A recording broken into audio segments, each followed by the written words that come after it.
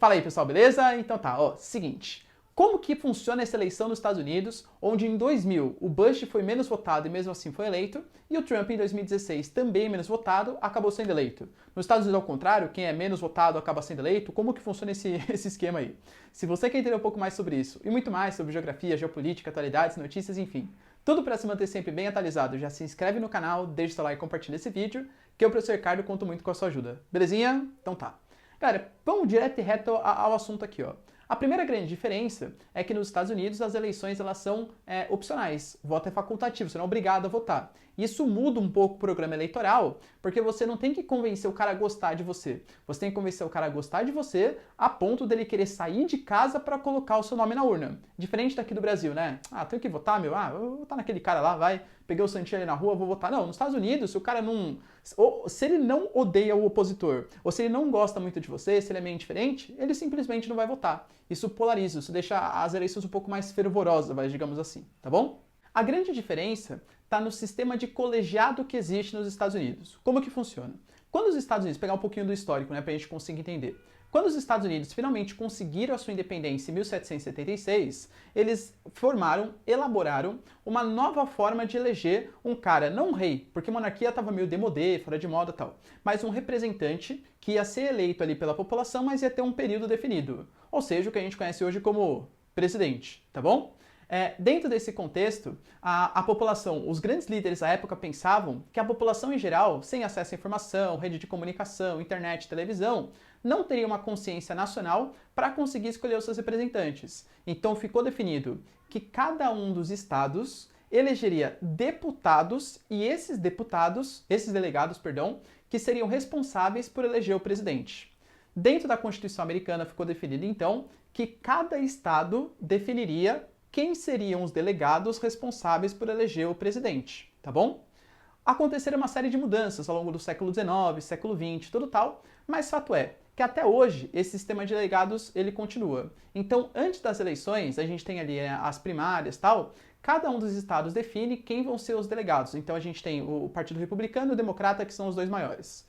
Então a gente pega, por exemplo, o estado da Califórnia. Então o Partido Republicano escolhe 55 delegados que vão representar o Partido Republicano ali e os democratas escolhem 55 delegados que vão representar os democratas naquele estado. O número de delegados, ele varia muito de acordo com cada estado. Então, por exemplo, a gente tem a Califórnia, o exemplo que eu peguei, são 55 delegados. Por quê? Porque a gente tem 2 senadores e 53 deputados. O número de delegados ele é definido de acordo com o tamanho da população. Na verdade, é uma soma dos senadores. Todos os estados americanos têm 2 senadores. E os deputados. Aí tem estado americano que tem 1 deputado, porque a população é menorzinha, e tem estados como, por exemplo, a Califórnia, que tem 53 deputados, porque a população é muito maior. Só que da maneira, qual que seria a lógica de acontecimento? Vamos pegar aí um número redondo, vamos imaginar que a Califórnia tem 100 deputados, tem 100 delegados. Se a gente teve 55% dos votos para os democratas e 45% dos votos para os republicanos, deveria ser natural que 55 delegados fossem democratas e 45 delegados fossem republicanos. Não é assim que funciona. A maneira como funciona nos Estados Unidos é que quando você tem uma votação, no caso, 55% dos votos para os democratas, os 100 delegados escolhidos vão ser delegados democratas, tá? No exemplo que eu peguei. No caso da Califórnia, claro, são só 55 delegados. Então, os 55 delegados que são escolhidos no estado da Califórnia, eles vão ser ou 55 democratas ou 55 republicanos. Isso quer dizer, nessa eleição que eu falei para vocês, né? 55% votou democrata, 45% republicano. O voto dos republicanos não serviu para nada. Se tivesse um voto democrata a mais do que republicano, já seriam 55 delegados escolhidos democratas, tá?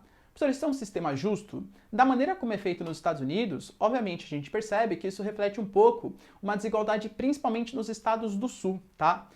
A gente sabe, galera, que o sul dos Estados Unidos tem uma população latina, uma população negra, que ainda hoje é minoritária. E essa voz, esses estados, em geral, são mais conservadores, são mais republicanos. Então a gente pega uma votação no Texas, por exemplo. O Texas é um estado com 38 delegados, né? Tradicionalmente republicano. Se você tem ali uma votação aqueles WASP que a gente chama, né? White Anglo-Saxon Protestant, ou seja, o cidadão branco norte-americano tradicional. 55% de novo vota num candidato republicano, o 45% do voto dos democratas, que em geral é a população latina, negra, as populações minoritárias em geral mais pobres, que não gostam muito das políticas republicanas, geralmente encaradas como mais liberais, mais de direita, né? Esses votos são jogados fora. Então já teve debate, inclusive, para mudar esse sistema eleitoral. Porque como fica a eleição nos Estados Unidos? A gente tem tradicionalmente alguns estados que sempre elegem candidatos democratas, a exemplo da Califórnia, e alguns estados que sempre elegem candidatos republicanos, a exemplo do Texas, tá? E tem os chamados também swing states. O que são esses swing states? São estados que muitas vezes, depende do candidato, vota nos democratas, depende do candidato, vota no republicano. Por exemplo, no caso dos anos 2000, quando Bush foi eleito, ele foi eleito por uma diferença mínima de voto na Flórida. A Flórida, que é o chamado swing state, às vezes vota no democrata, às vezes vota no republicano. A diferença de votos foi tão pequena que eles ficaram quase um mês fazendo uma recontagem de votos para saber se não tinha dado nenhum problema no processo eleitoral, tá bom? Esse modelo norte-americano a gente chama de winner takes all, ou seja, ó, meu inglês aqui britânico, ou seja, o vencedor leva todos os delegados, independente de quantos votos recebeu o menos votado, né, o segundo colocado aí, tá bom? Isso é um sistema justo? Principalmente para os estados do sul não, porque ele acaba calando um pouco a voz dos negros, pobres, latinos e populações minoritárias. Já existe um movimento de acabar com esse sistema de colegiados, já existiu inclusive, galera, há décadas passadas, tá? O Senado, geralmente republicano, sempre acaba barrando, porque é mais interessante para os republicanos se manter dessa forma, mas existe um movimento no qual alguns estados tradicionalmente democratas, que geralmente vencem pela maioria dos votos, mas podem perder por esse sistema de colégio eleitoral, porque lembra que eu falei para vocês, os delegados que são escolhidos, quem define quais vão ser os delegados é o próprio estado. Então existe já uma coligação feita entre alguns estados democratas tradicionais para ver a votação total que os Estados Unidos teve. Quem recebeu mais votos? Aí quem recebeu mais votos, os estados vão dar os delegados para o estado vencedor. Ou seja, inviabiliza. Então a gente pega ali, para você ser eleito nos Estados Unidos, você precisa convencer 270 delegados, são 538 no total, né? Então se 270 forem democratas ou 270 forem republicanos, o cara já vai ser eleito, né? Se a gente convencer alguns estados que somem 270 delegados a escolher os seus delegados de acordo com uma eleição majoritária e não de acordo com essa eleição distrital da maneira como é feita nos Estados Unidos, isso já vai inviabilizar, vai fazer com que os outros estados percam importância, visto que já vai conquistar os 270 delegados para eleger um republicano ou um democrata. Beleza, galera? Deu para entender a eleição americana? Um pouco complicada, né?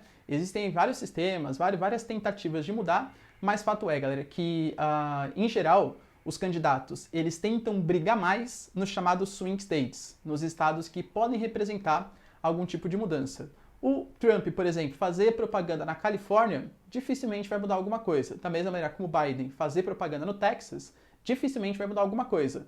Por mais que a gente saiba, galera, que no futuro próximo, inclusive o Texas tende a virar democrata, porque a população WASP, White Anglo-Saxon Protestant, vem reduzindo graças à queda da natalidade e o número de latinos, negros, etc., vem aumentando bastante. Então, mesmo o Texas, tradicionalmente republicano, pode acabar virando democrata no futuro próximo. Belezinha, galera? Deu pra entender? Então tá, ó, se vocês curtiram o vídeo e entenderam a eleição americana, deixa seu like, se inscreve no canal. E é isso aí. Beijos, abraços e tchau. Até mais.